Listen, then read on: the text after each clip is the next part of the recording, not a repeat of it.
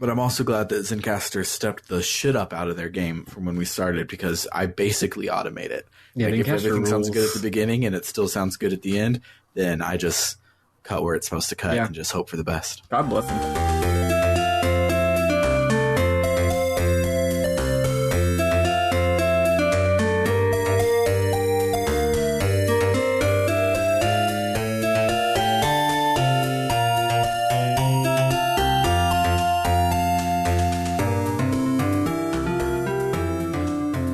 Welcome to RPG Book Club Movie Nights, the podcast where we play, well, we don't play anything, where we watch a movie related to a video game we have recently played and talk about how it makes us feel. I am Sam Allman. I'm Elias Sailor Eli Warren. I'm Maddy Grace Webben, but speak for yourself, Sam. The whole time I was watching this movie, I had a controller in my hand and I was hitting the buttons, and I was like, I'm playing it. I'm playing it. Yeah. Look at me. Yeah, I did it. Yeah, it's totally interactive. Yeah, it's so funny. So this movie is great, and it's based on on a book, not a manga. Matt will come and kill me. But it's based on a book, and the book gets a lot of mileage out of riffing on JRPG tropes, which is hilarious because then they made a JRPG not about the movie, the book, but about a side story related to it. It's like the plot, as you can tell, is still go get the 5 MacGuffins and go on adventures with your party of characters. Is the movie actually the same story as the book? So the book is about Wataru?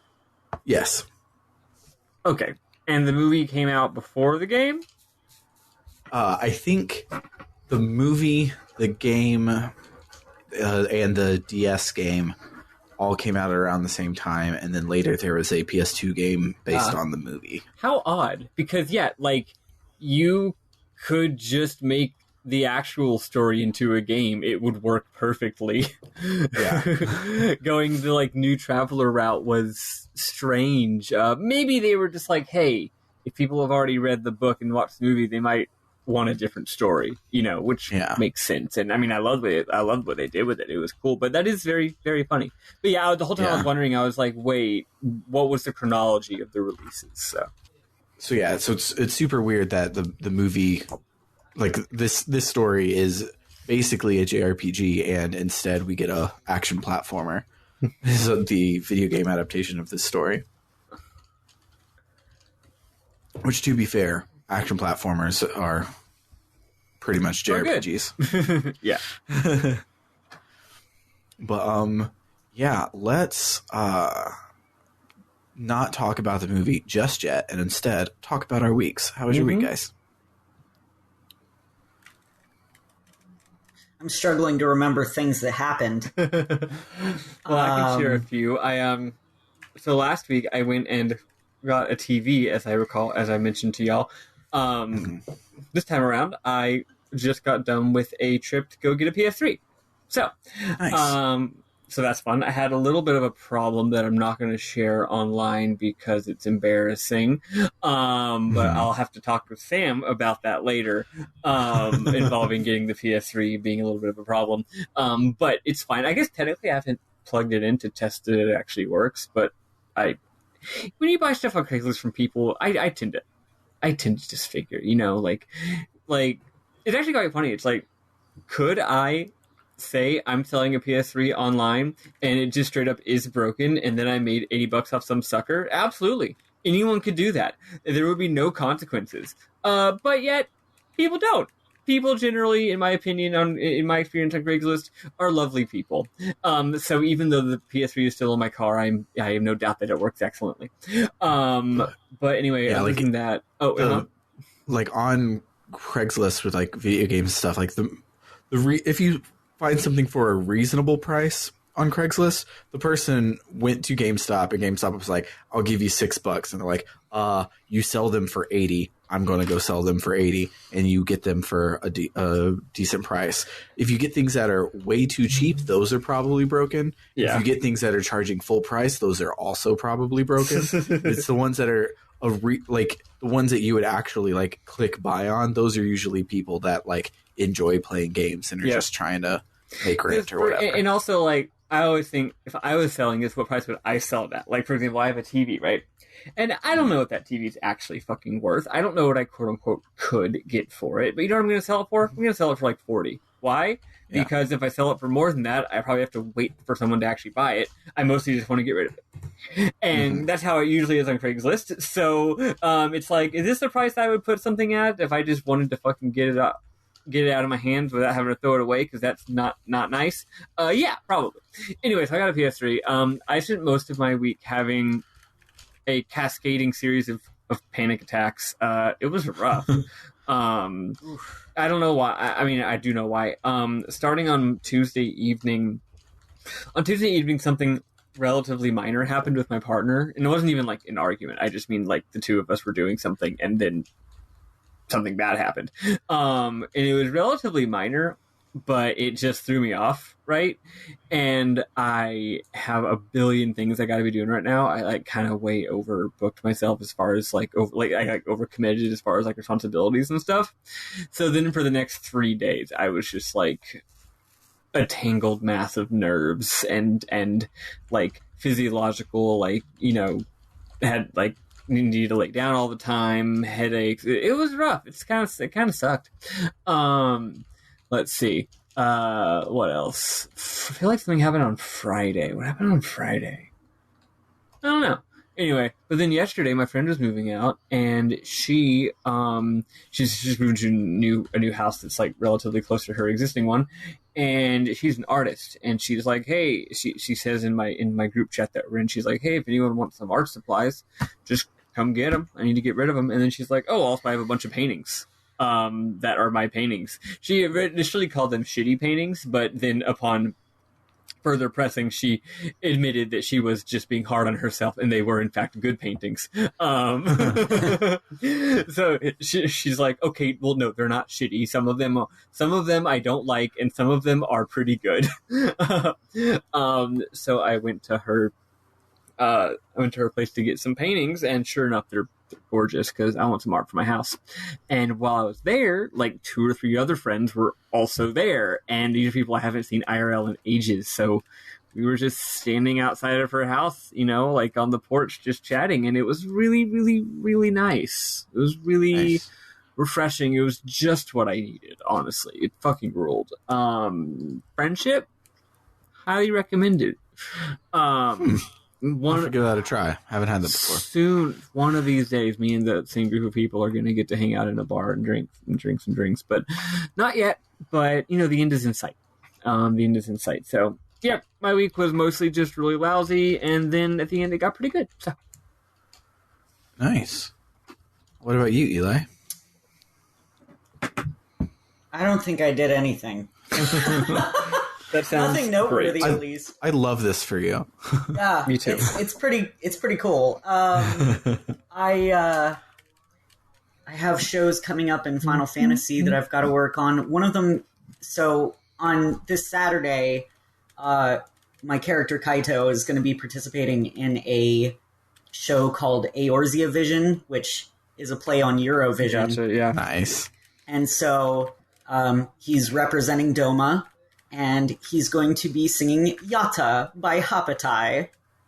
I don't know what that means. I don't know. You don't know Yatta? It was No. like a big... Oh my god, you're 7 years younger than me. I keep forgetting this.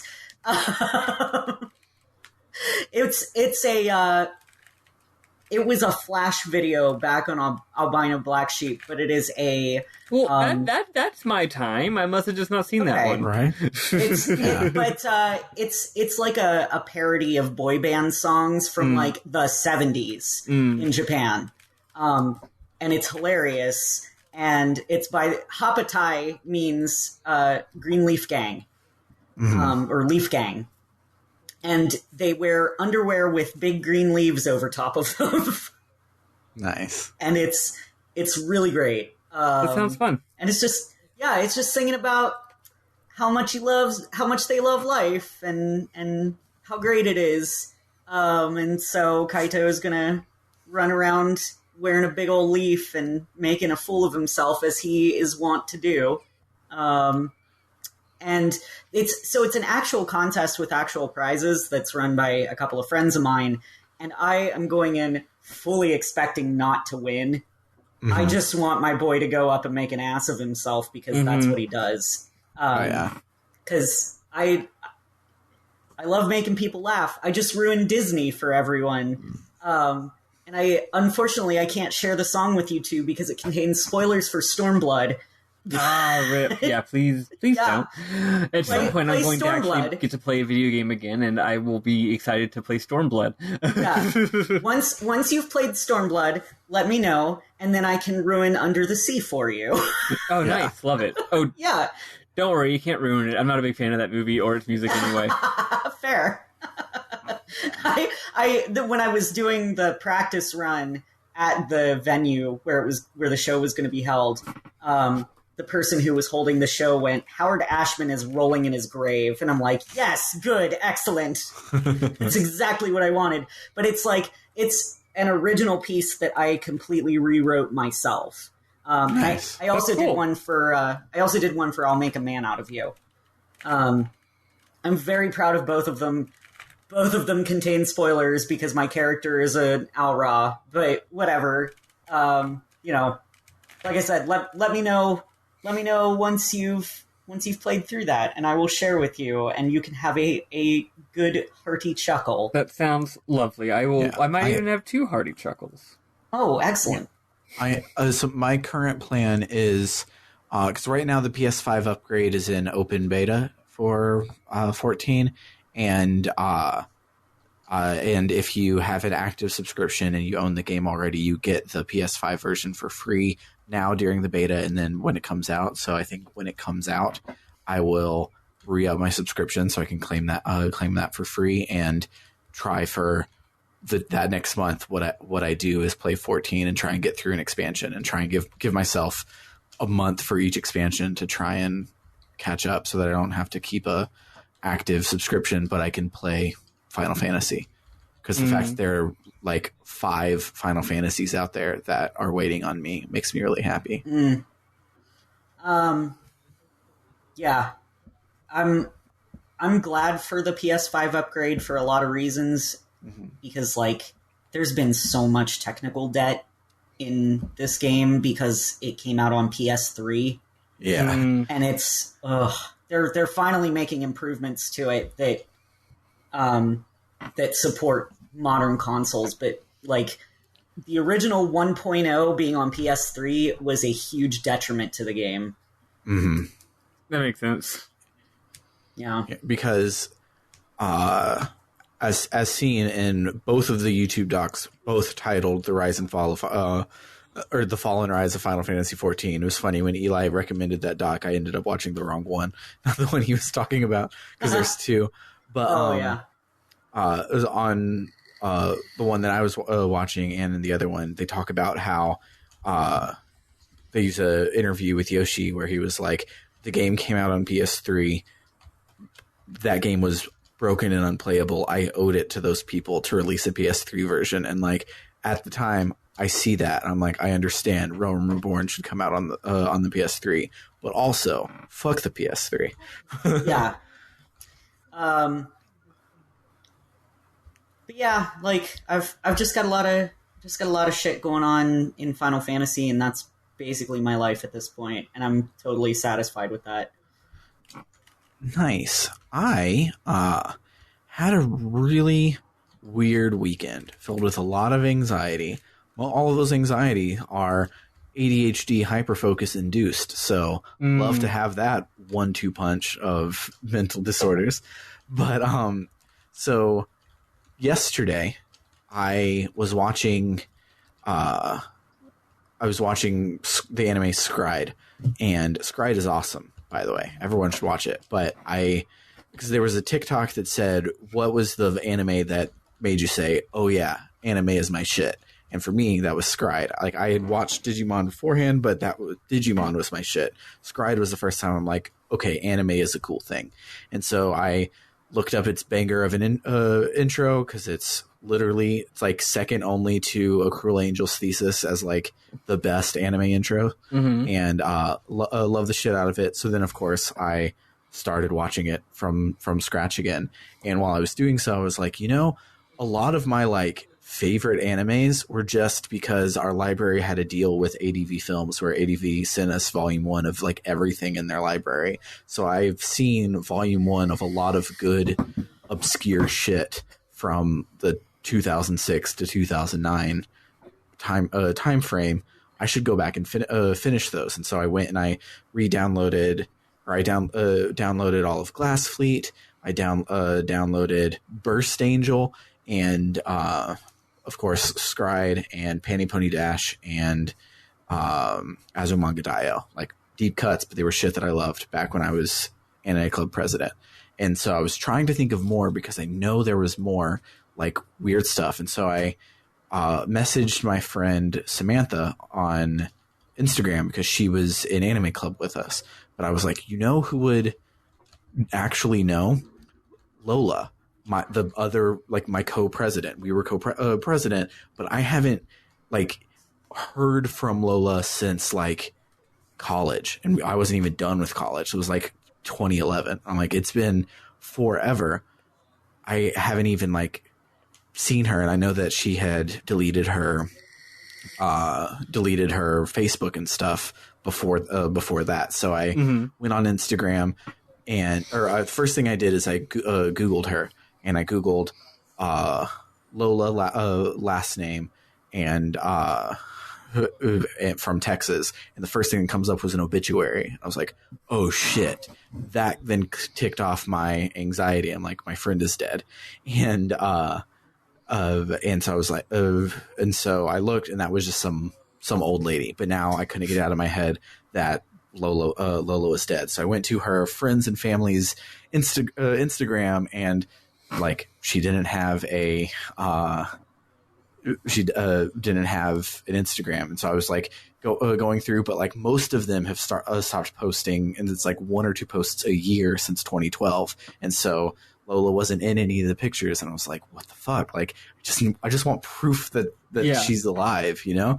And so I was looking through everything, and then I found on her older sister's Instagram, who actually does post all the time, a family picture of back in 2018, where Lola was in the picture, but was a boy. Lola was born a boy, was then a Lola, was now a boy again, and I was confused. But that gave me information, so I searched for Logan last name, and I included Anahuac, my hometown, and I saw that he is now a esports star, for Overwatch star for this college. And that college has an esports centric Discord because of course they do. So I joined that Discord, saw that a person named Logan was online, and sent them a message like, "Hey, were you my Anime Club president?" and reconnected with an old friend. He's not dead. He also he says that he retransitioned back in when he was 23 and has had a partner for a lot of years, and I don't know any of the details on that because frankly it's none of my business. But it was a hell of a trip because I was planning on like working on the computer and working on the stuff that I've been putting off at about 8 o'clock. But then I saw that obituary at 8:01, and then at 11 I got a message from Logan that said that they were fine. And so well, that was an adventure. That was a hell of an adventure. Most of it was like me pulling out my hair to be like, I hope this person's alive. I gotta say, if I couldn't find someone with a certain name anymore, not my first thought, but one of my thoughts might be, what if they transitioned? But but if they've already transitioned, that's the last thing I would think. Yeah.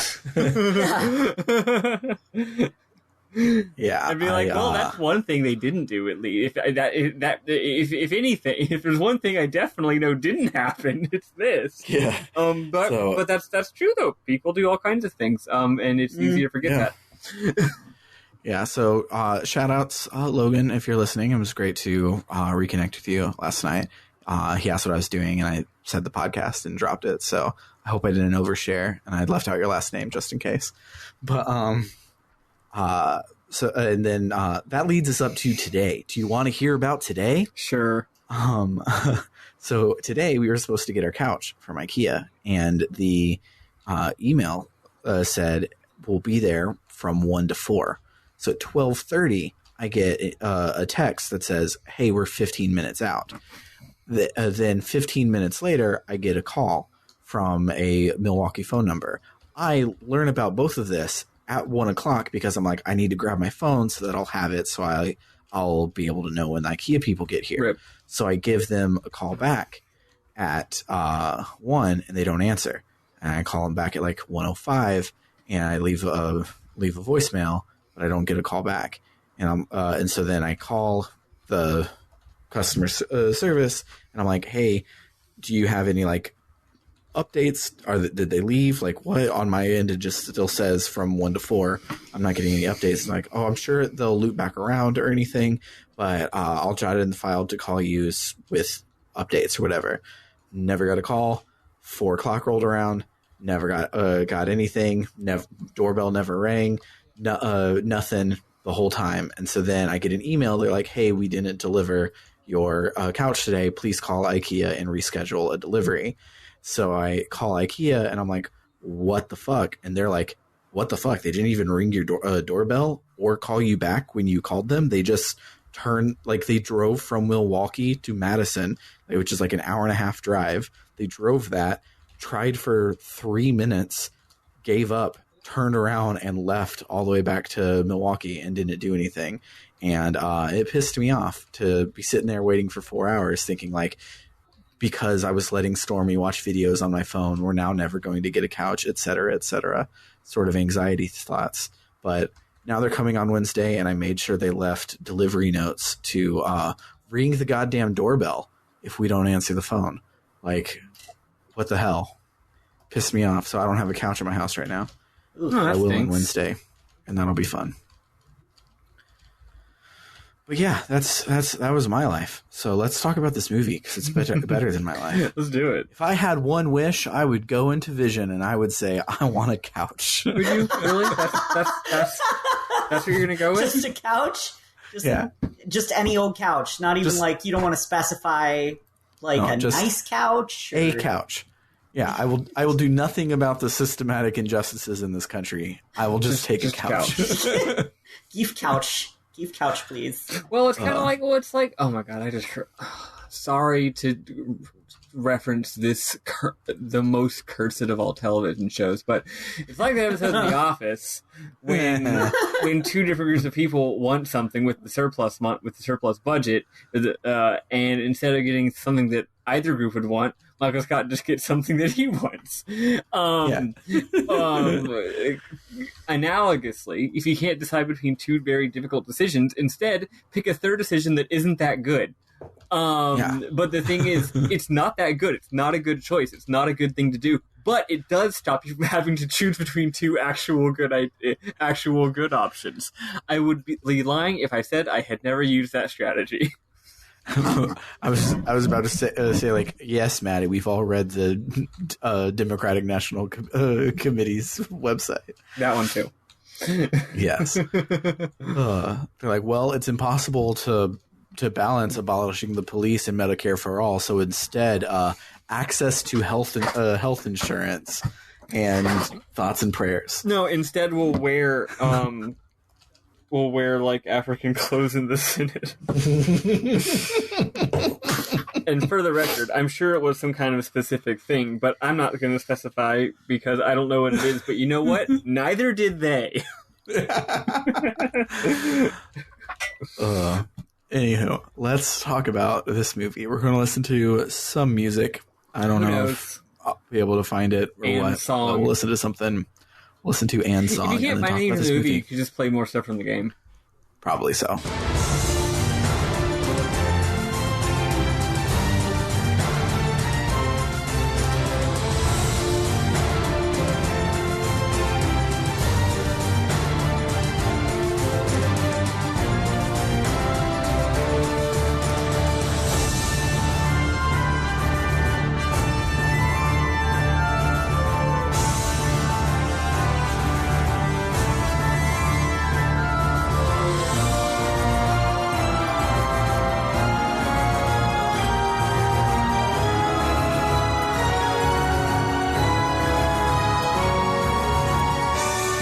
right, Maddy, take it away. Yeah, so this movie, I only got about 2/3 of the way through the film, and then Sam had to take over. So just a heads up, basically once we get to the third act, Sam's going to be doing notes, because this movie was more dense than I expected, so it was taking a lot longer than I generally block out to watch and take notes, and I had shit to do.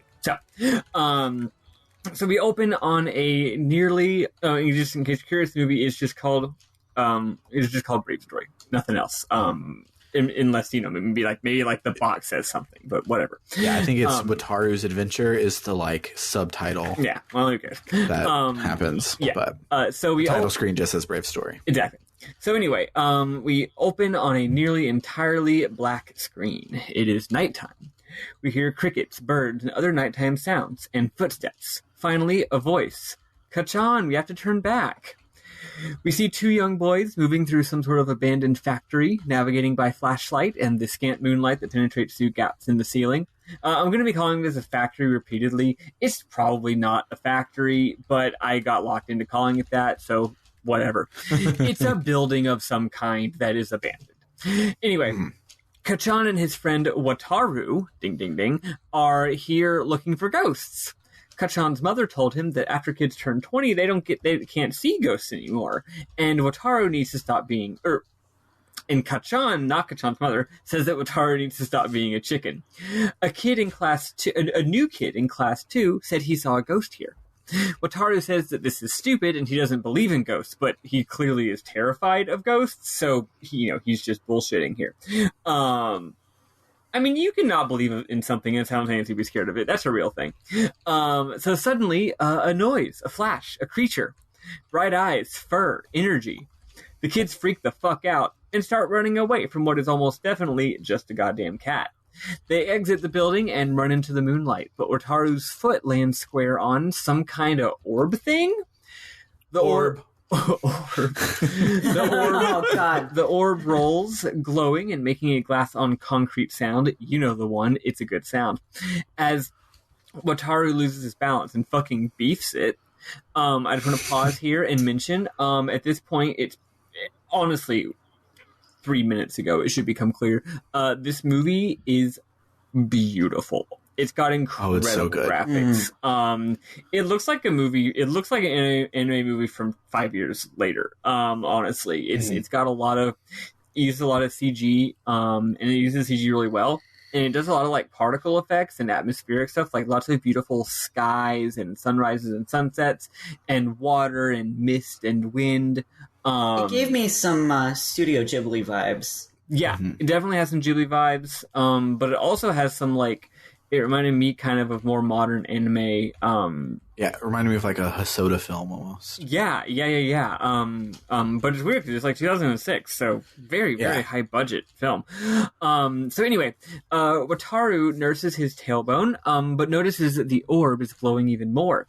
He picks it up and gazes into its depths, and the sky seems to deepen and widen. A shadow steps from around the corner, a robed figure. The robed figure says, "Aya, is that you?" The person lifts their hood to reveal themselves to be another young boy, probably Wataru's age, with sandy hair in contrast with Wataru's dark hair.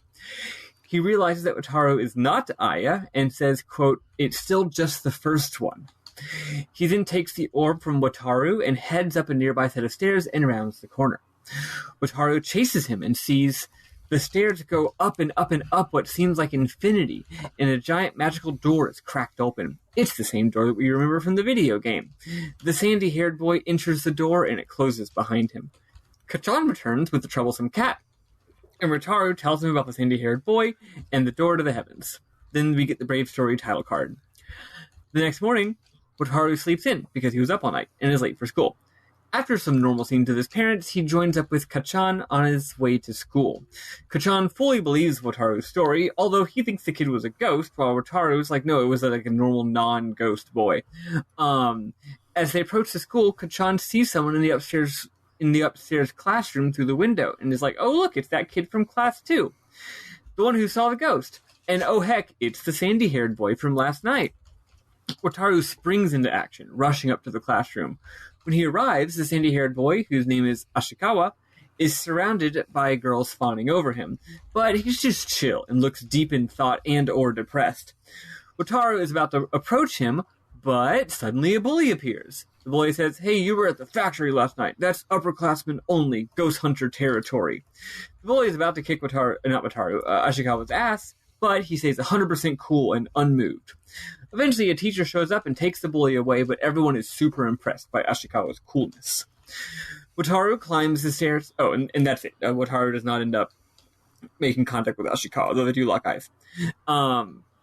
So then, later that evening, Wataru climbs the stairs to his apartment and sees his dad just leaving. He's like, "Hey, Dad, there's this cool new kid in school. I definitely am having a crush on him and having weird feelings about that." That's not canon. But anyway, he gets stopped. And his dad says, "Oh, hey, Wataru, I'm leaving. Forever. I'm going to live with someone that isn't your mom."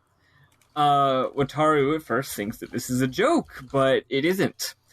Wataru then rushes inside and is like, Mom, what are you doing just standing there? What are you doing just sitting there? Dad's leaving." And she is a really bit of subtlety here. When he first runs in, she's looking at some important pieces of paper, clearly like some kind of legal documents. I mean, we can use our imaginations to assume it's probably like a divorce paper or something, but I mean, we don't know that. So she's looking at it, and as soon as he runs in, she just like gently just like flips the paper over, right? And so Wataru is like, Mom, Dad's leaving," and she's like, No, Wataru, he's just going on a business trip. He's always going on business trips. She's lying. She's just saying that. So Wataru runs out the door crying and screaming for his dad, but he's gone. So that night, Ashikawa is tied up and gagged by the bullies at the factory. They're tormenting him and telling him that this is what he gets for defying them. But Wataru shows up and tries to save the day, but he is just getting his ass beat. He manages to remove the tape over Ashikawa's mouth, though. So then Ashikawa starts saying something that sounds like a chant or a spell. He prays to the Lord of Darkness to honor their pact, and he calls upon the Queen of something or other called Bardaroni. No, it's not. It's not Italian. Then a fucking demon lady shows up and eats one of the bullies. The graphics are amazing. It's super scary, and she just gulps him down. Bardarone, if you're listening, you could step on my neck if you wanted to. It would be fine. I'd be okay with it. I'd put up a little bit of a fight, but it would just be for show. She's hot, yeah. She chases down the others and eats them. Although later we do see a quick shot of all three of them lying on the ground, unconscious, but they are actually unharmed. So she didn't literally eat them. Yeah. They're not dead. So that's good. Wow, that's good, because for a second there I thought Ashikawa was the kind of person who would murder people. Good thing he's not. So later they're sitting on a bench drinking soda. Ashikawa is like, "This is no business for a kid like you, Wataru." But then he does thank him for coming regardless. They walk through a park and there's a lot of tension. And Ashikawa says that there are no ghosts, actually. That's just some rumor someone made up. It's probably because Ashikawa is going to that building all the time, and someone noticed. At this point, I'm like, oh, is this like Digimon Season 2, where instead of being trapped in another world, they just go there after school? That's weird. Turns out that's not the case, but maybe it also is. I don't know. They never explained what was. Mm-hmm. It was the case for Mitsuru, which I'm glad you quoted that line earlier, because it's part of my Mem Moms later. Which will clear a lot of things up from me watching this in several languages. But yes, Mitsuru after school would be going into Vision to get a gemstone at a time. See, that makes sense. It's just that's not how the rest of the movie is, and it's also not how the game is. So it's I guess he just operates by different rules than everyone else.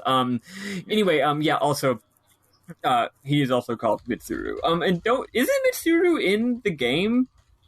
Yeah, Mitsuru and Wataru are both in the game. I remember Wataru being in the game, but I could not remember Mitsuru. When does Mitsuru? It's in one of the dungeons. Yeah, when you fall down with your name written on your sleeve, that dungeon, Mitsuru is the guest party member there. Mm-hmm. Oh, that's right. Yeah, I barely remember. Yeah, I knew it showed up. I couldn't. Yeah, so Ashikawa's his first name is his given name is Mitsuru. I just kept forgetting, and I was already in the habit of writing Ashikawa, so whatever.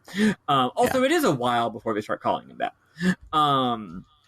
So anyway, So hold on. Oh yeah. So he tells them about how he's always going into this building. So Wataru presses him some more. He's like, two things. First of all, Wataru clearly wants a friend, and also definitely is enamored with this boy, in a totally platonic way. And in addition, he also wants to know what was up with that fucking magic door. But Ashikawa is trying to remain aloof, though he does also seem to like Wataru. Ashikawa says his business is no place for a, quote, carefree kid like Wataru. But Wataru gets really upset and says he's not a carefree kid at all. His dad literally just walked out on him. But then Ashikawa says something very cruel. He's like, well, I mean, it's just a divorce. At least you get to see your dad if you want to. And then he disappears. Wataru looks around, but doesn't see Ashikawa. The wind picks up, and the sky goes wild again. Ashikawa's voice tells Wataru, he's like, fine, I'll tell you, if you enter the door, you can get your wish granted. I'll see you later, Mitani, which I guess is Wataru's last name, yeah. So Wataru returns home to... See, here's the thing, because this is like alternate dimensions, I did kind of wonder, like, oh, is Mitani like some special other name, like a lore thing? But no, it's not. Just the last name. So Wataru returns home to find his mother lying on the floor unconscious. That's not good. We cut to the hospital, where she's taken to the ER. Wataru doesn't know what's going on. Frankly, I think it's a little weird that he leaves so quickly before he even knows exactly how hurt his mom is. But his mom seems to be like on the verge of death. He starts to follow her into the hospital, but then remembers Ashikawa's words. If he goes through the door, he can change his destiny. He rushes out of the hospital, to the building, up the stairs, and yes, the door is still there. He hesitates once more, but then resolves he will change his destiny. The door opens. Okay, so once he opens the door, a bunch of crazy shit happens with cool graphics, and in the interest of time, I must skip all of it. Remember how in the beginning of Brave Sturdy Traveler, we met a bunch of birds, and then the birds told us to go to the Cave of Trials, and then we went to the Cave of Trials and had some mysterious dialogue and some quote-unquote puzzles? It's that. It's really, really cool how they do it with all these crazy graphics. Yeah, and a bonus points for the PSP game. It's amazing how they like accurately portrayed this part. Yeah. In PSP graphics. It's the same shit. Awesome. It's great. So anyway, eventually our boy escapes and ends up in a forest. We meet Wayfinder Monk Rao. He explains the stuff about travelers and the goddess. This is all the stuff we already know. He also analyzes Wataru's stats and gives him the diagnosis. His stats suck ass. Oh well, Here's a sword. Here's one of 5 gemstones to start with. See ya. So Wataru is now in a desert. He walks for ages. He's real tired. And then he meets a little guy. Remember the enemies from the game that were like little wolves, but their snouts were like wolves. Spiral gimbal wolves. Yeah, they opened up in 4 directions and were spirals and were really cute. It's a little Paparino of one of those. Wataru is like, oh hell yeah, a Paparino. But then a billion zillion enemies appear. I was a little concerned about why he wasn't weirded out that when this thing opened its maw, it opened 4 ways. I think he was this for a second, but then he was just like, whatever, a cute Paparino is cute. But yeah, then a billion zillion enemies appear. He bravely fights one of them, but then runs away. And, I mean, he is level 1. And he's saved by a waterkin, aka Lizard Man. They don't use the word waterkin in this because it has a different translator. Later, I'm going to be mostly using the game words for these things, unless I happened to catch what the localizer of this anime actually called them. Okay, it's the same shit. So later, after recovering, Wataru and the lizard man talk. If you remember from the game, it's Kikima. When Kikima asks if Wataru is from the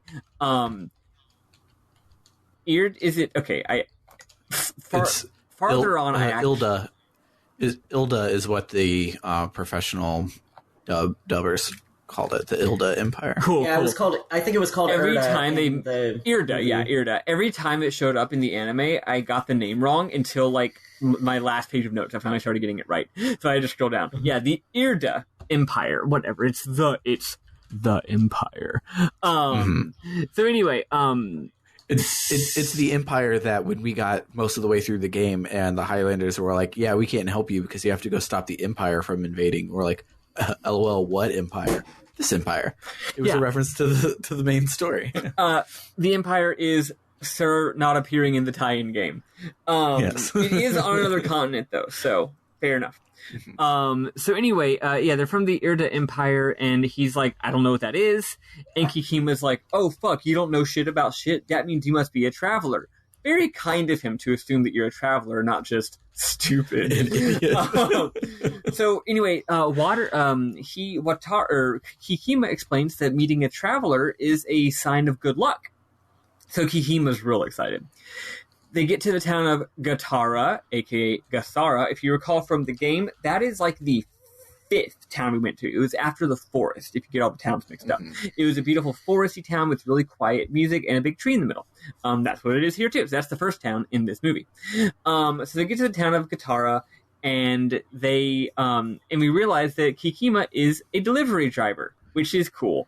He takes us to the nicest restaurant in town and explains stories of people having crazy good luck even after so much as having a dinner with a traveler.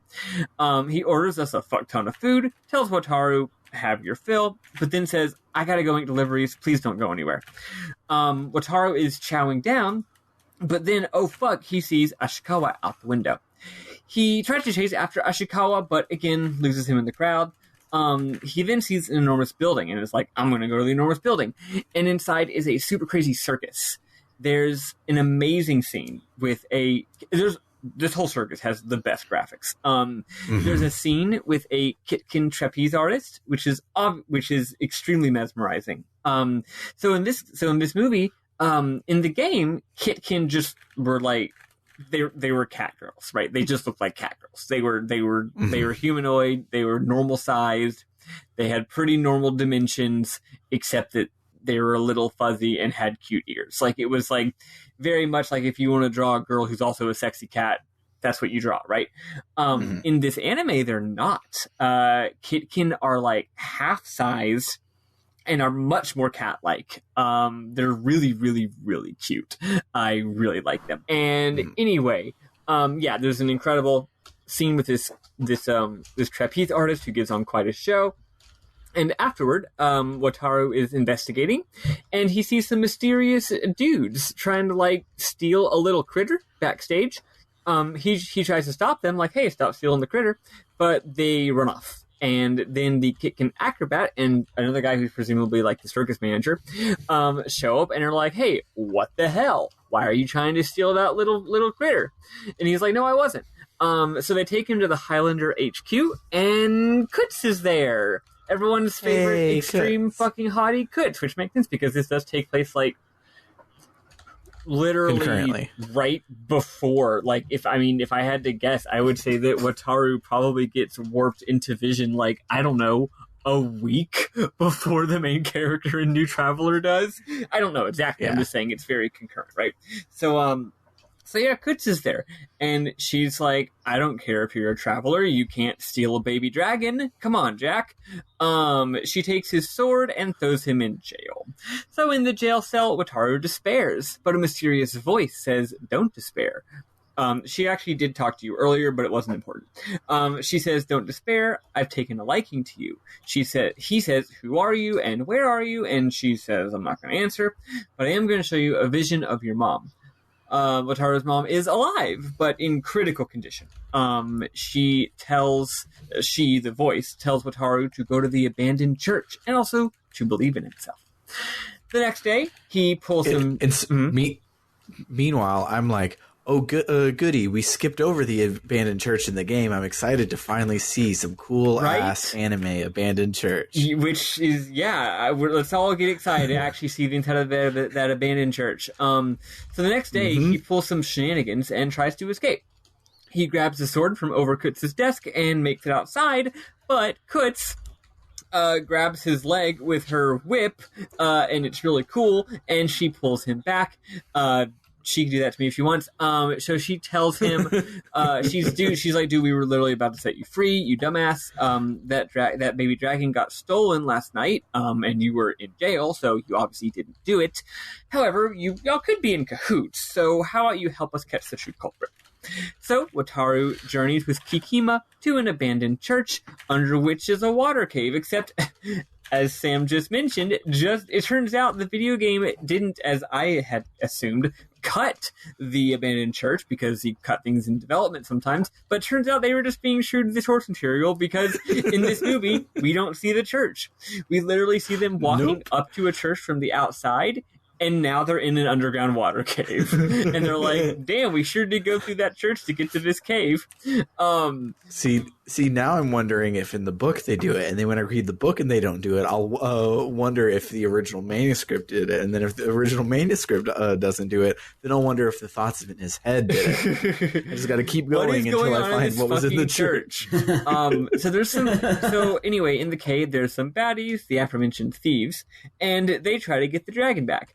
Also, so the Kitkin from before is here, and there's some dialogue, and there's a bit of stuff here, and it's actually kind of confusing, and I'm just kind of going to skip over it because later it all makes sense. So, so she's there for some reason, even though she was just an acrobat and also works for the circus. So then an enormous lake monster appears, and it's really cool, and there's a really exciting chase scene, and they escape.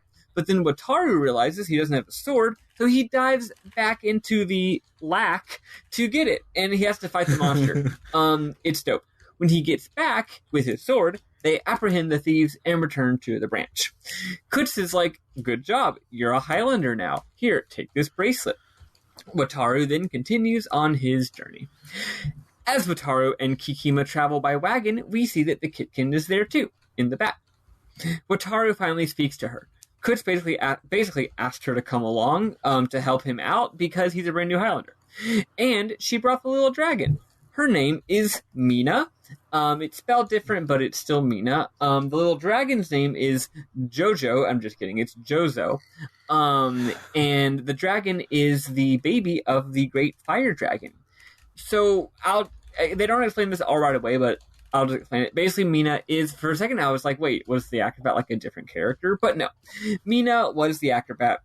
She worked for the circus, and then she accused you of trying to steal the little dragon. And then later it turned out she was in cahoots with the thieves. What happened is she is on a journey herself to search for her father. And these thieves told her that if she helped them steal the dragon, they would find her. They would help her find her father. They had some kind of lead. They were just lying. So she was doing a bad thing in pursuit of her dream. Themes. Yeah, exactly. Again, that's not 100% clear till later, but I'm just laying it all out there. So now the party of four is assembled. We get a montage set to a pretty song of them going around and having adventures. It's really sweet. It's really cool. I really like this montage. Again, this movie is just nonstop graphics. Eventually, they end up in a Venice-like canal city. I actually forgot that the city had canals in the game, so it took me a bit to remember that it's the Italian city from the game. The city that we go to pretty early on, and then all that stuff happens later. That's where we're at. But Wataru gets separated from the group. A mysterious robed figure says, "Hey, looks like you're lost, kid. Let me and my men help you." It's Father Daimon, the totally normal bishop. He takes Wataru to a great cathedral, where he treats him to yet another scrumptious meal, while his men search for Wataru's friends. He says he'd like to treat us to something special, but the fruit comes from a nearby forest. Recently, the entire forest burned to the ground. A traveler burned it all down just to get a single gemstone. From the description, Wataru realizes that this is Ashikawa. Father Diamond says you and your friend should go to Trianka Hospital, where many victims of the fire are still. He says, you go on ahead, I'll send your friends to catch up with you. But the film then shows us that, oh no, they've actually been captured and are in a big cage. RIP! As we approach the hospital, the guard with us shares that the the magician traveler, has done all sorts of other bad things too. I didn't write down what they are, but he's done other bad things. But Wataru can't believe it. Suddenly, the mysterious voice speaks again. This is a trap. This man is not your friend. Don't go in there. So Wataru starts to be like, oh, fuck, I left the oven on. Bye. But then the man says, oh, yeah, that magician is still in there. He was badly burned. This immediately works, and Wataru rushes into the hospital like, Ashikawa, where are you? Inside, it's like a normal functioning hospital. It's not a super overgrown vine dungeon like it was in the game. People are just like sitting on benches in the waiting room, normal hospital stuff. He's like, where's the magician? What got burned? And the guard points him to the left. Wataru goes, and it's his dad? We get a real good scene here. So he walks towards his dad, and then the graphics change, and suddenly he's back in the real world, though the dragon is still on his shoulder. He confronts his dad, like, what the hell, man? But his dad is like, he gives this long speech about how once you're an adult, you'll understand, and you think he's going to give some reason, like there's some kind of twist. But no, he's just like, I suck. I'm tired of being a dad. I'm tired of being a husband. Every day I go to work and I get no respect. And at first I'm like, oh, is the mother and the child not giving the dad, validation? Do they not make him feel appreciated? But no, he's like, I want to buy a fancy car and have all the fancy toys, and I don't give a shit about my family. So he renounces all of it. He's really awful, and he yells at Wataru. Then Wataru looks at himself in the mirror to his left and is filled with a deep rage. But then a voice says, break. And then what I wrote was that the hospital and everything and Wataru's dad burn to ashes and start spinning away. But it's actually not ashes. They get turned into like dead leaves. It's extremely cool. And then the whole hospital becomes an overgrown, leafy, viney dungeon. Which it will be later in the video game, which is cool. So anyway, everything just fucking crumbles into leaves, and then we see Ashikawa floating in the air, surrounded by all the little bits. He's like, of course I wouldn't be burned by my own fire magic. Then he talks to the guard and is like, hey, did you write that spell on the roof? Because you wrote it wrong, dude. He then summons some leaf monsters to kill the guard. Wataru is like, no, don't. They argue. Ashikawa is like, dude, you saw all the bad things I did? Like, I'm a bad dude. Get out of here. But Wataru is like, no, I want to believe that you have good reasons to do what you did, or maybe you just didn't realize how many people you were hurting. Like, he's literally making excuses for it, but Ashikawa was like, no, I just did those things because I'm bad. Ashikawa is like, why did you come here, dude? Did you come here to help the people of Vision, to make peace and save the world? And Wataru's like, well, no, I came to save my mom and get my wish. And Ashikawa's like, yeah, me too. And then he's like, I'm going to the Idris Elba. I mean, Idrar's Empire. Okay, darn it. I was trying to make the joke, but then I did actually forget what it's called. Irda. The Irda Empire. Oh shit, I scrolled down and then I scrolled up. I'm going to the Irda Empire and I will do anything to get my wish granted. So he warps away. He's made very clear what his motivations are, but Wataru takes a while to understand this. So back in the prison, Kikima and Mina try to escape. But as they're trying and kind of failing, someone shows up and lets them out. We don't know who it is yet. So we cut back to Wataru. He's sneaking in to save his friends, but then he stumbles upon a scene. Father Diamond is building a huge military fleet, attempting some sort of coup. Wataru gets discovered, and a bunch of soldiers are about to fuck him up. But then the person from before appears. It's Cuts. She's there with Kikima and Mina and a whole bunch of Highlanders. There's a big battle. It's really exciting. And at one point, Father Diamond casts a spell at Wataru, but he totally Zeldas it back at him. And then it goes into his staff, and he disintegrates and leaves behind an orb. Here's the thing. In this game, in this movie, sometimes it's extremely obvious that Wataru has received one of the 5 gemstones, and you'll see the gemstone go into his sword and light up. Other times, it just is not clear about that at all. So, he gets this orb, and my first thought is oh, it's a gemstone, but then it just cuts to the next scene. It doesn't show the orb go into his sword. So I'm oh, maybe that wasn't a gemstone, maybe that was just an orb. But no, it is in fact one of the gemstones. And it didn't show anything at all when he killed the lake monster and got one, except for his sword had a new power. The inflatey thingy when he got to the top of it. Actually, showed you may have... It didn't show anything of it. You actually may have missed it, because actually that's what confused me. I actually was confused in the opposite direction that you are, because actually there is something very subtle. After he kills the lake monster, I can't really explain it, but basically a little green light sort of pops out of Lake Monster's eyes, in one shot. It's a very quick shot. But a little glowy green thing goes from Lake Monster to Wataru's sword and goes into the sword. So I actually forgot to mention that because I forgot to put it in my notes. But that actually is very clear. It's not clear, it's too subtle, but it is still a thing came out and went into your sword. So at that point he has two gems. But this time it's he has an orb. And at no point are they no, he just got the 3rd gemstone. But later you find out that he has 4, and then you have to reverse engineer, and you're oh, so that thing was a gemstone, I guess.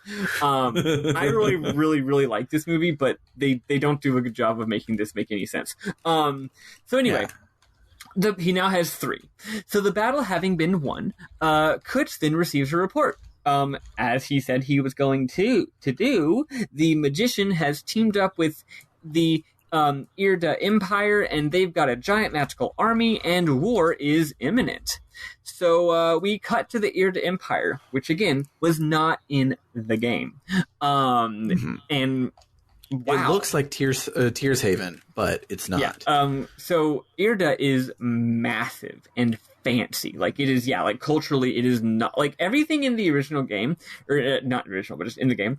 In the game, there aren't really any big cities. They're all fantasy, villages and towns. The only thing that approaches being a big city is the Italian Venice ass city, right? But everything else is a pretty piddly little place. And I don't just mean because it's a video game and it's being representational. I mean it is supposed to feel like it's a small town, right? It's a very pastoral kind of place. But this is what you expect when you think of the Empire. It's massive. It is opulent. There's huge, steampunk looking ass sort of esque. I'm not saying it is steampunk. I'm just saying it's just visualize that in your brain. Lots of obelisk looking buildings. So anyway, Ashikawa is at an opulent ball. He asks the princess, who is also a child, to dance. She asks about his friends and family. He says he has a younger sister, and he maybe has one friend, but he's not sure if it counts. On the balcony, he asks about if she knows of a gemstone of darkness. She at first says... Oh, also, I should have mentioned earlier, it is clear at some point that he has 4 out of 5 gemstones. So anyway, she says, I don't know about any gemstone of darkness. But then, after a little bit more prodding, she admits the entire castle was built to protect the gemstone. The gemstone holds back the demons on the other side, and removing it would destroy the world. So, don't do that. One would need to destroy the whole castle to get to the gemstone. And also, even then, there's a mirror in front of it that reflects the person's deepest fear. Ashikawa's playing it cool, just oh yeah, tell me about it. But then the princess is do you feel prepared to face that mirror? Which is, I think, really neat. He looks at her and he says, if I looked in that mirror, I'd see you there. So, meanwhile, the heroes are on a ship headed for the Irda Empire. On top of the... I said specious, but I should have said spacious. On top of the very spacious crow's nest, Wataru and Mina share a heart-to-heart. He tells her why he's searching for gemstones, We already know that, but he tells her. She says her story's not too different. Her mother died when she was young, so she was raised by her father, but one day her father disappeared, and she's been searching for him ever since. She apologizes to Jozo for getting him kidnapped and says that now she feels really guilty. Even though it was for her dream, she shouldn't have done something bad and betrayed the Sturgis people. That's why she really... Themes. Yeah. That's why she likes Wataru. Even though he has an important goal, he doesn't do bad things to achieve it. Wataru says that he cares for Ashikawa, but that doesn't mean he can just accept his actions. He wonders what Ashikawa's dream... But instead of being like, man, what a jerk, he's like, man, in order for him to do such awful things and like just legitimately suck in order to achieve his dream, it must be something really, really important. I wonder what it is. He wanted a couch. Suddenly, Jozo's horn falls off. Apparently, this is normal. Dragons shed horns and grow new ones just like their skin. But Jozo motions that... Like their deer. Oh yeah, I guess deer do that. So Jozo motions that Wataru should blow the horn. And it's more like a tiny whistle. Anyway, suddenly, like, 7 huge dragons show up, and one of them is Jozo's dad, and now everyone's on top of the dragons, flying toward the Empire. This escalated really quickly. It literally goes from, like, we're on a fantasy adventure to, like, crazy final battle mode in, like, the space of 30 seconds. Yeah, the book is 900 pages, and the movie is 2 hours long, so it's still really long for a kids movie, but... the montage of it's basically the chapter 3 of Mother 3, where it is a full JRPG montage was earlier, and now we have another one. Yeah, where I was kind of wondering how long the book is. Oh, Christ. Yeah. So anyway, then a bunch of cool graphics happen. But basically, the dragons all fly toward the palace at the center of Irda. Meanwhile, Ashikawa has summoned an enormous titan, which destroys everything in its path. Eventually, it reaches the palace and smashes a path into its interior. Ashikawa enters and uses his magic to make a tall chasm appear. At the top is his goal, the Gemstone of Darkness. It floats within the mirror using a really cool graphical effect, and the mirror is so cool. Endlessly rotating in the center of the room. It's cool as hell. At this point, even Ashikawa loses his cool. He's kind of awestruck by the awesome power of the stone in the mirror. Meanwhile, our heroes arrive at the palace. They fight their way to the top of the tower. Ashikawa is there, as is the princess who's imploring him to please stop doing this. Wataru and him argue. Wataru is like, you can't hurt these people, it's bad. And Ashikawa is like, you don't understand. If you knew what my destiny was I was trying to change, you'd understand why I don't care about these people. And then the mirror shows us what it is that he's thinking of. So I was like, you know what? Like, Wataru's dad, like, abandoned his family and got a divorce, and then his mom, like, maybe, like, I don't know, took a bunch of pills to try and kill herself or something. That's, like, pretty bad. But I will admit, Ashikawa's got one up on him. So it turns out that Ashikawa's mom, and this is for the record, I'm being a little lighthearted here, but this movie is actually pretty serious for most of it. It's an intense movie. It's really good. Like the parts where they're having fun, like, is pretty fun. But by the time it gets to this point, it's like, no, this is just some serious action drama. So we learn with some beautiful music that basically his mom was cheating on his dad. And then the dad found out and murdered her boyfriend and murdered his 4-year-old daughter, aka Ashikawa's little sister, and then killed himself. It was pretty fucking horrible. So it's a lot. And Ashikawa has some very strong emotions about all this, as you would expect. It's fucked up. So Ashikawa is overcome by emotion, and he shatters the mirror, and then he encases himself in ice. And now it's Sam's turn to finish off the rest of this movie. So, I don't know if you glossed over it or if it's something that... because I was watching it... I'll get into it later, but I was watching it in dub with the official subtitles under, and you were watching the fan translation. Did the fan translation catch that the dad killed the mom and her boyfriend and the daughter? Yeah, I said that. She said that. Okay. Yeah, she did. I could not... That's okay. Because I was pulling up my notes because I realized, oh, wait, shit, I have to talk soon. And I missed if you talk that. Because the English dub glossed over it, so I didn't know if the fan it was pretty subtle, actually. I like it's like it is definitely like a blink and you miss it. But yeah, no, he which I mean actually makes more. I mean, not saying murdering people makes sense in any capacity, but it makes sense that he would murder the boyfriend. Yeah, it was surprisingly dark and fucked up. For what I perceived as a kids movie.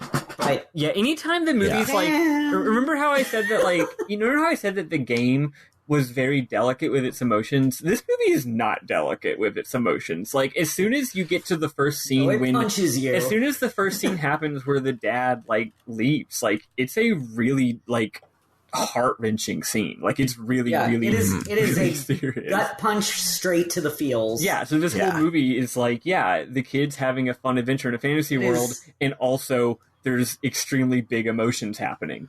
It is a straight up bowl of honey nut Felios. Yes. Yeah, and it made me really appreciate and find interesting that the game doesn't do that. Because it's pretty easy to do hyped up anime drama. Like, it's not hard to do that. I'm not saying like it's not important or that it's easy to do well, but like I mean, hello, we're talking about JRPGs here.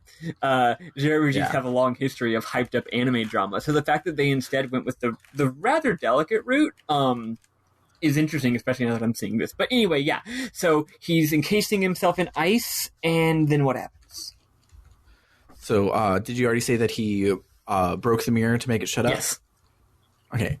So now that the mirror is broken, the gem is free, and it beckons to Mitsuru to grab it. So he sticks his hand in and starts to pull it out, and he promises, like, look, I got this. I'm winning. It's my last gem. I'm going to bring you back to life.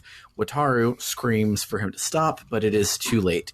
Demons pour out from the dark gem, and we see basically the same invasion scene as in the game, which makes me a little confused because up until this point, everything in the game and the movie were very closely paced. Like the Highlanders waiting outside to go in against Daimon, like, happens exactly like,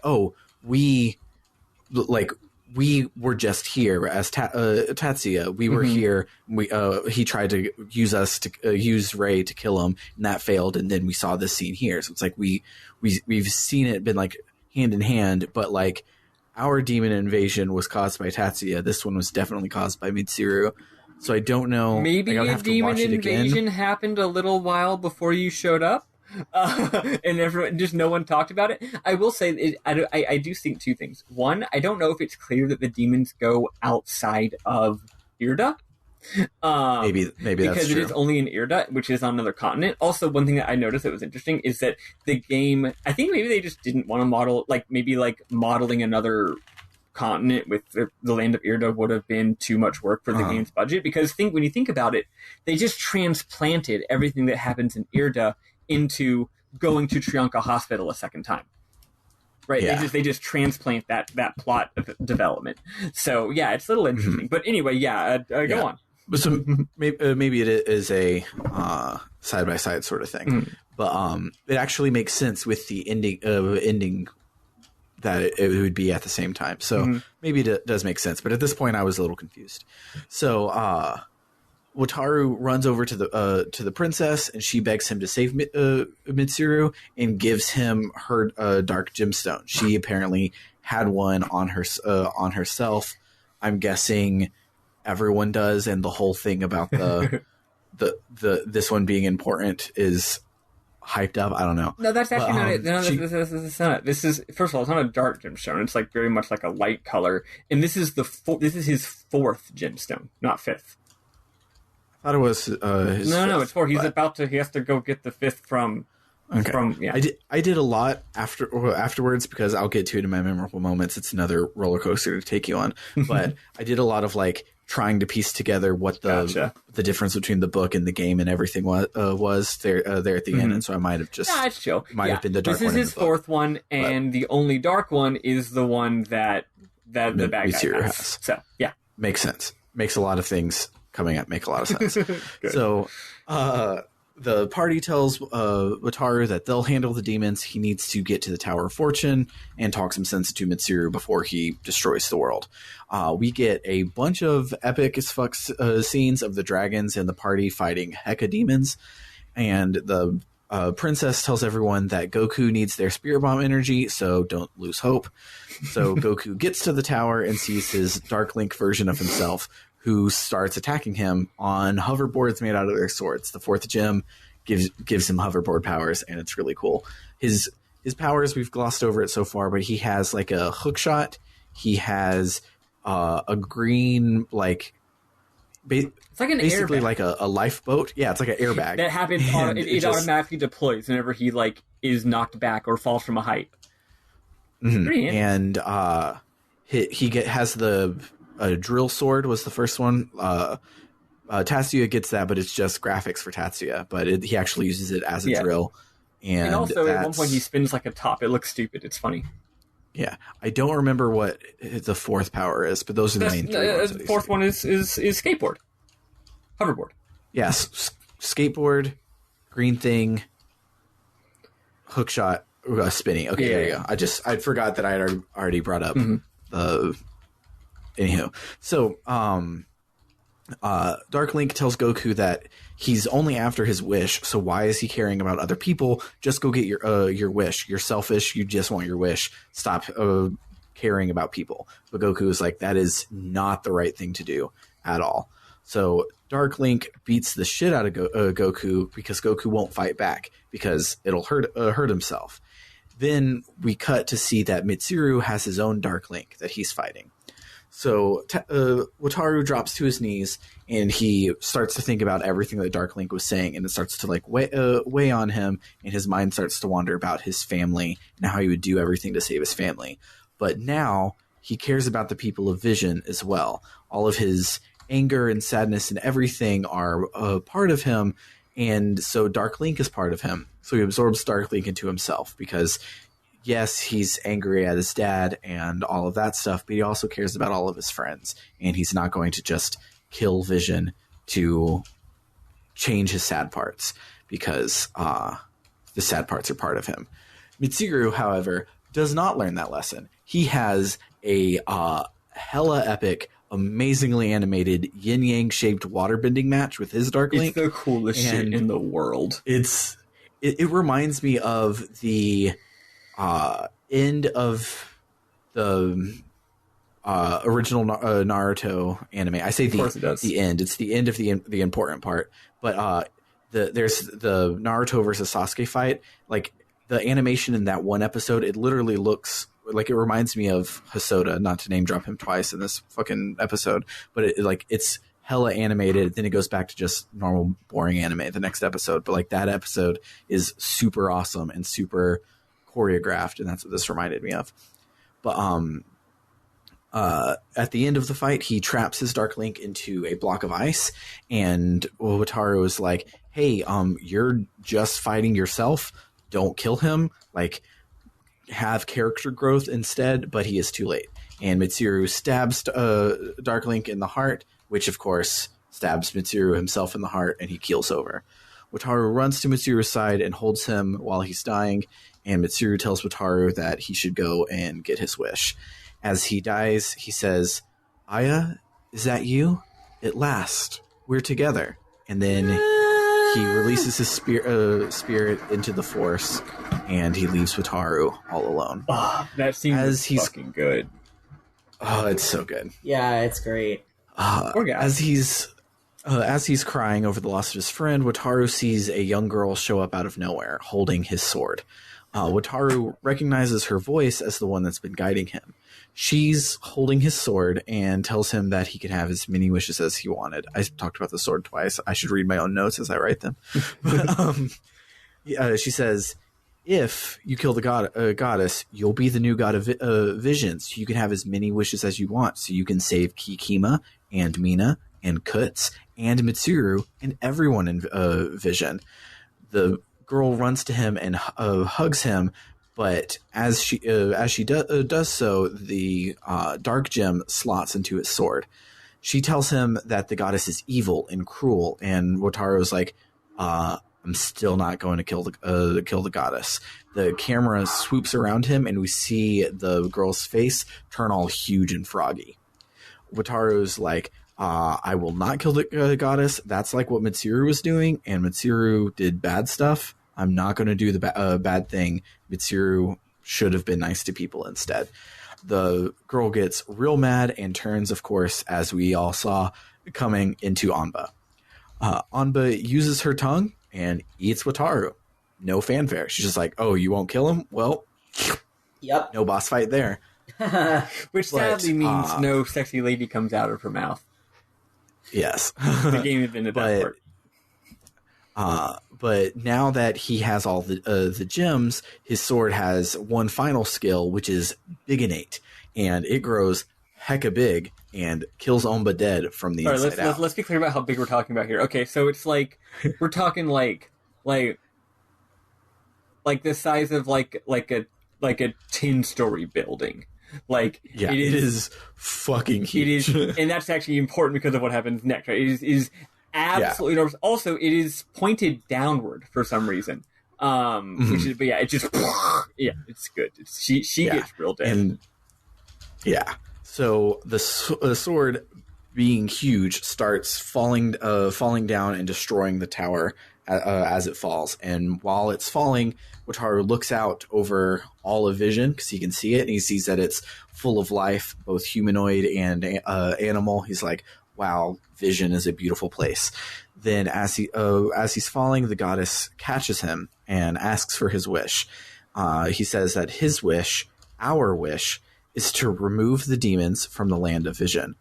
And she says, you only get one wish. So if I remove the demons, you have to go back to your normal life. Is that what you want? And he's like, it's fine. Life is about happy and sad moments. So changing my destiny doesn't mean going and changing what already happened. It just means being in control of what happens next.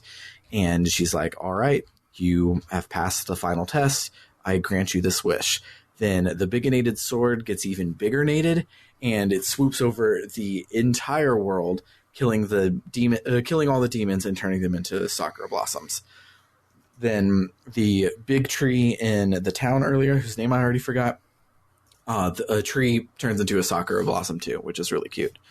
So Wataru is falling to Earth, and you see Kikima and Mina running after him, and they're like, no, like, don't just give up on your wish. You already worked so hard. But he, of course, has already made his wish, so he himself poofs into sakura blossoms, and they fly off into the wind. Back in the real world, we see that Wataru is taking care of his mom and cooking for her. He leaves to go on the way to school, and him and Kachan are talking about the bullies. And Wataru is like, well, I bet Mitsuru could handle them. And Kachan is like, who's Mitsuru? But then Wataru bumps into a little girl. It's Aya.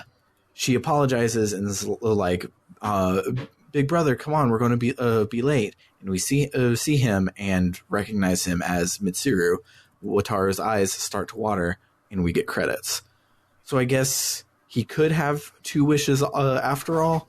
It doesn't make a lot of sense. Yeah. In the book, Mitsuru does not fare well. He is a cautionary tale. Yeah. But the movie Disneyfied it because the movie is for children. Yeah. And so they gave him a second chance at the end, and it doesn't rectify with any of the lore of any of the things. Gotcha. I was curious about that. I found it kind of interesting because I really liked how tragic the story was, because it's just like, damn, like, this guy's parents and sister literally all just got fucking murdered in a horrible tragedy, and then he dies, and that's just it. Mm-hmm. And it sucks.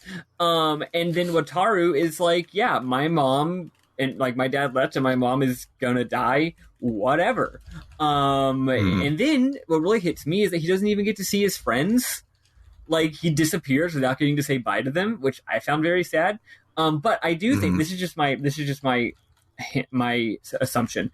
I don't think that his mom living was a weird cop out. What I think was that I mean, No. we didn't know that the mom was going to die to begin with. There was no indication that she was going to die. Yeah, she wasn't a cop out, and actually, he's taking care of her. She was cooking for everyone at the very beginning, and he was cooking this this time. That's true, yeah. In the book, it goes into it. She tried to kill herself with the gas. She turned the gas on and stood over the stove. Oh God! And so she is sick forever because of that. And so he takes care of her now. So he, his wish, of course, would have been for his dad to not leave. So he still had to suffer this tragedy, but his mom turned out okay, not due to any wishing. She just turned out, okay. She didn't die. And that just is the way it is. So yeah, so the only real cop out thing is that for some reason Mitsuru is back, and also it's like, the fact that the friend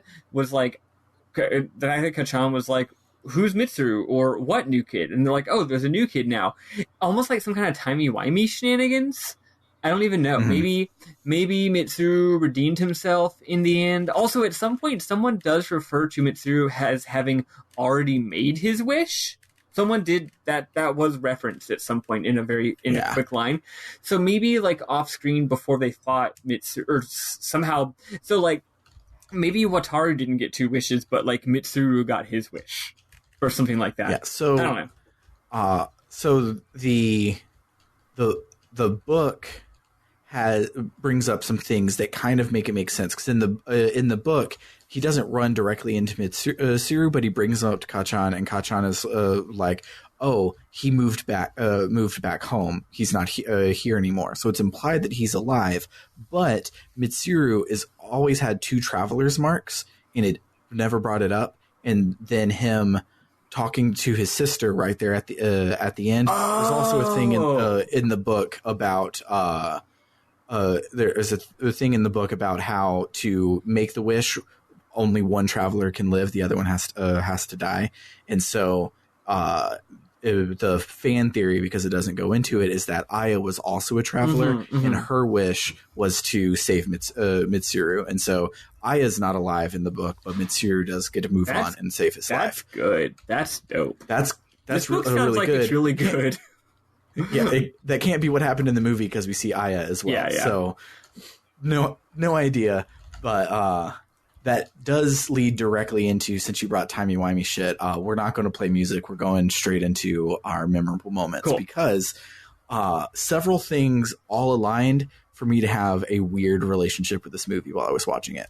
So, as we mentioned, the one we all started watching was the fan translation, because I thought this didn't ever come out over here. I had never heard of it, and so we were watching the fan sub, and I noticed that it had a Warner DVD at the intro at the beginning, and I'm like, that's weird that Warner would just release it. Like, Warner is a very big company. Like, I could understand if ADV Films or something released just the subtitled version, but the fact that Warner did was weird. So I was looking it up, and there's totally a dub of it, and I was watching it with Scarlett, so I switched over to the dub and added the official subtitle track on instead of the fan translation.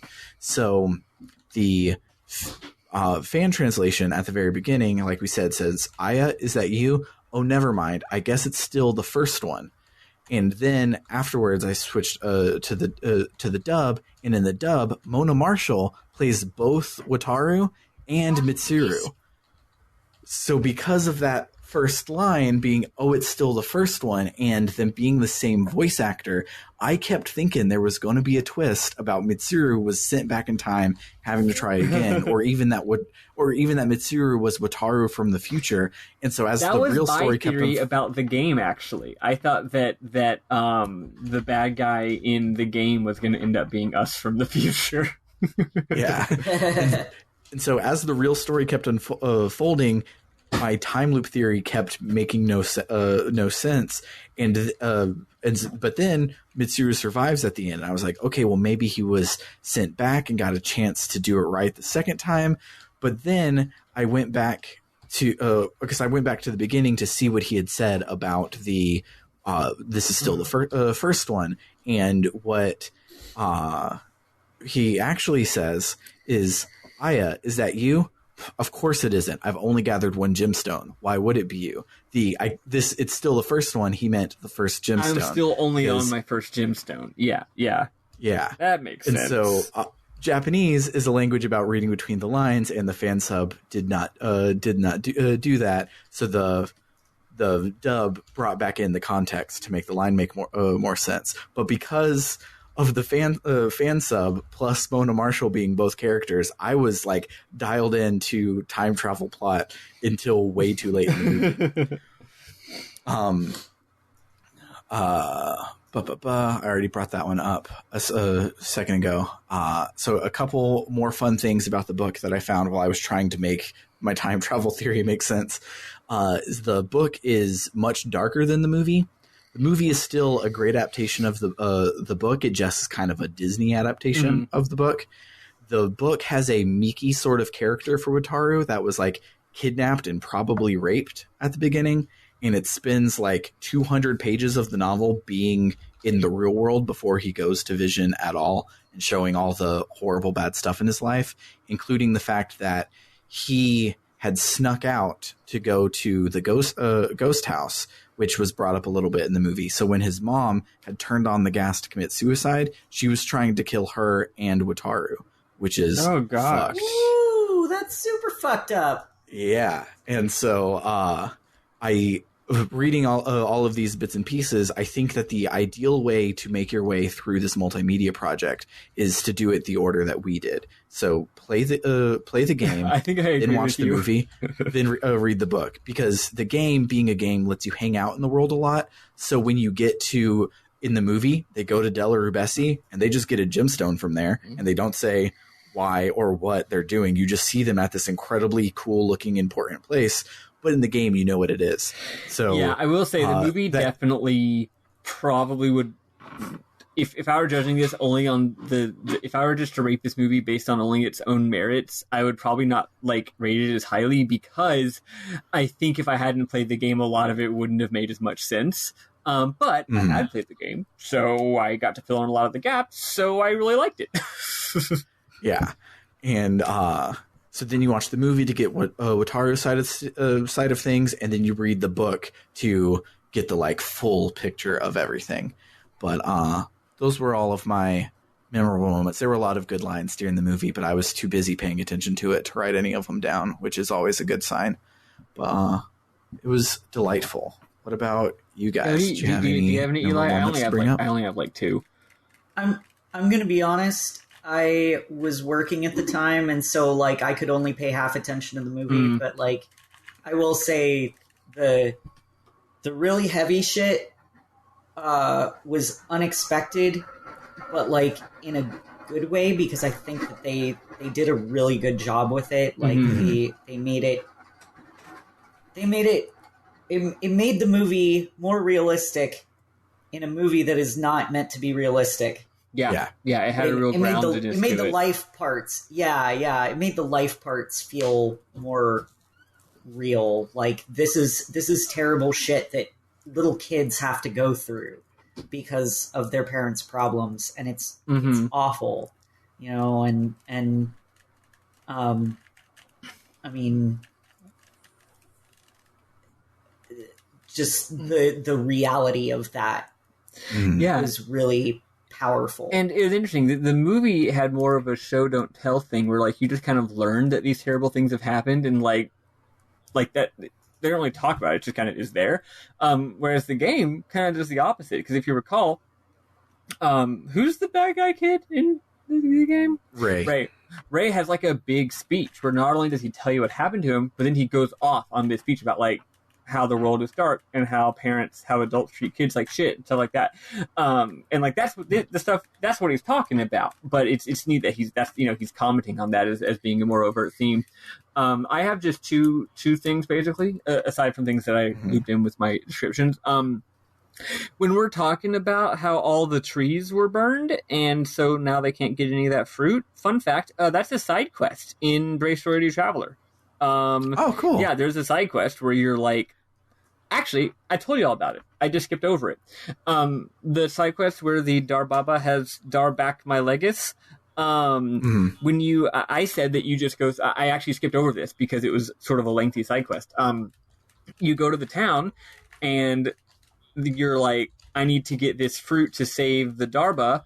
And they're like, oh, you get this fruit from this forest. Oh, right, except a while back, a traveler burned down the entire forest. And it was a really cool, I was actually kind of shocked. It was a very weird sort of bit of world building that's just tucked away in this random side quest. Anyway, you end up having to get the fruit a different way. It turns out that someone managed to save a couple of seeds, so they're growing the fruits like in their garden or something like that.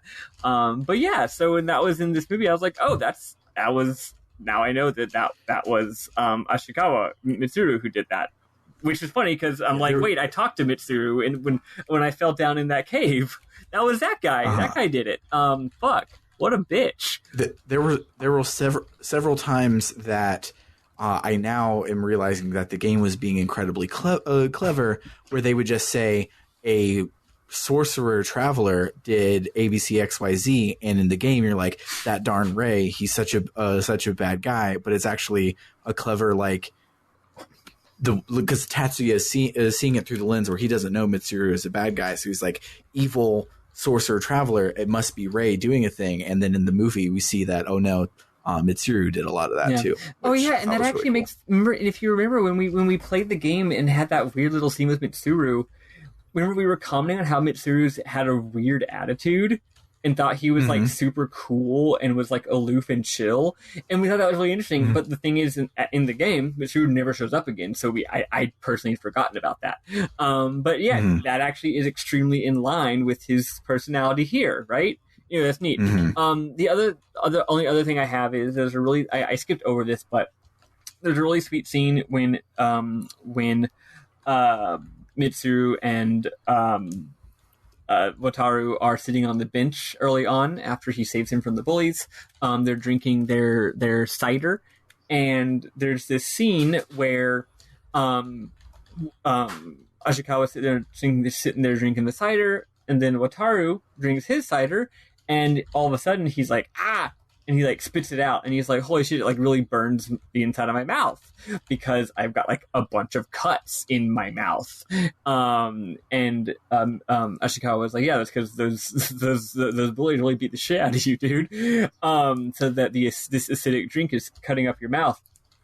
And then meanwhile, while he's saying that, Ashikawa is just drinking the hell out of it. And Wataru was like, does it not burn the inside of your mouth? And after taking a big old gulp, he looks at him and just says completely normal, he's like, oh no, it hurts like hell. And then he keeps on drinking. And then Wataru kind of looks at him, and then like he starts drinking his drink. It's yeah, again, Wataru very clearly like is totally like enamored by this slightly older, super cool, hot boy, and it's sweet, and he wants to be like him, so he wants to be cool, so he drinks his some kind of it's very interesting. The screenshot I have, all you can see is the word cider, but I forget what kind of cider. It was something very unusual, and I was like, oh, that's weird. Oh, also final thing, it was cider, yeah. Oh, also final thing, at the beginning when he's first leaving his house, he literally does the anime thing where the toast is hanging out of his mouth because he's late. Except here's the funny thing. He grabs the toast, and as the toast is dangling out of his mouth, he's like getting dressed and putting on his backpack, but his toast isn't buttered. So his mom grabs some butter and spreads the butter on the toast while it's hanging out of Wataru's mouth. She's like, hold on, I remember that. Put some butter on it. It was really cute. I managed to nab a screenshot of that because I thought it was real funny. That's it. That's all I got. Just really, really lovely movie. I would recommend y'all definitely watch it, even if you didn't play the game. Like one of the way better than I thought it would be. It's a real simple story, but it's got some fucking emotions, and the graphics and the music are fantastic. Yeah, definitely. So speaking of things with great graphics and great music, next week we will be selling out hardcore. Yes. Not really hardcore, like medium level selling out and playing Tales of Symphonia for the Nintendo GameCube. And I am real excited to play it. I played it on the GameCube a bajillion years ago and did not get very far.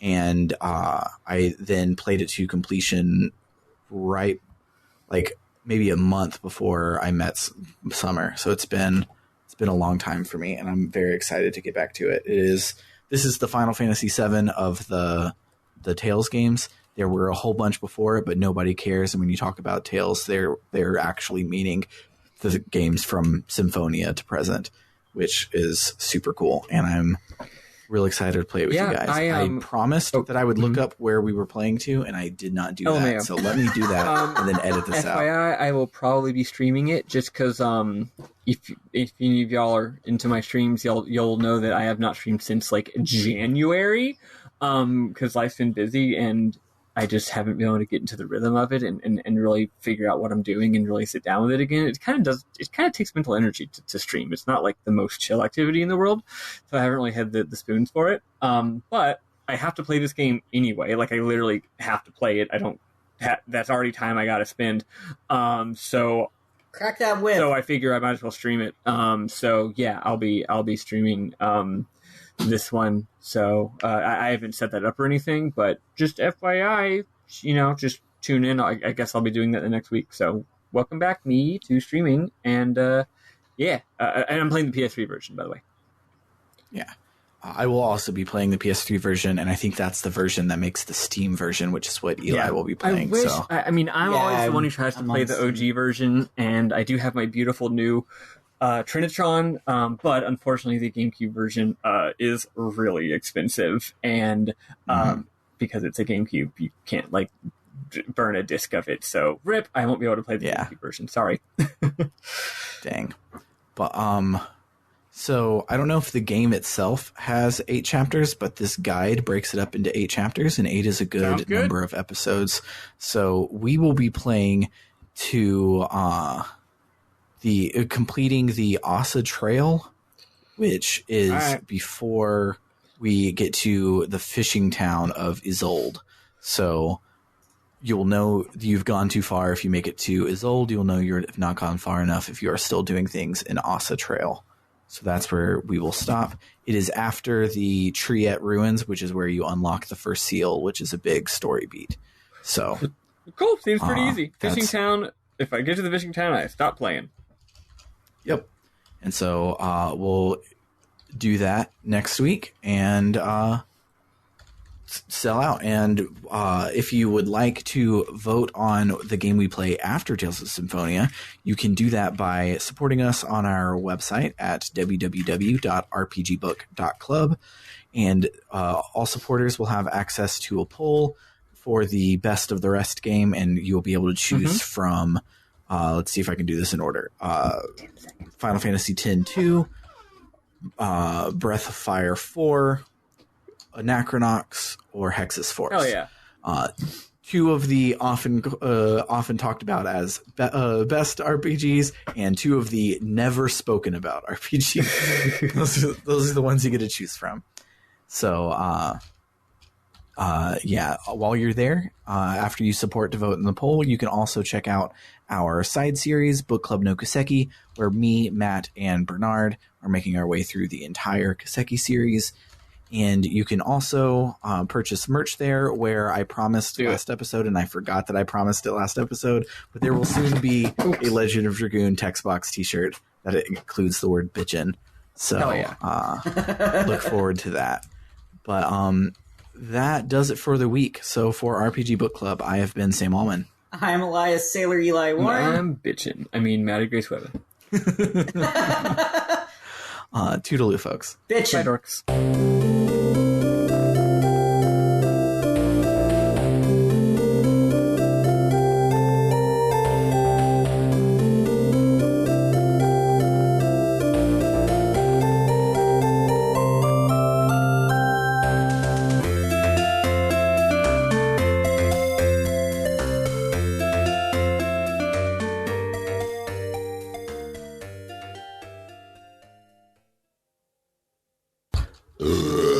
Sorry. Oh, Christ. That was disgusting.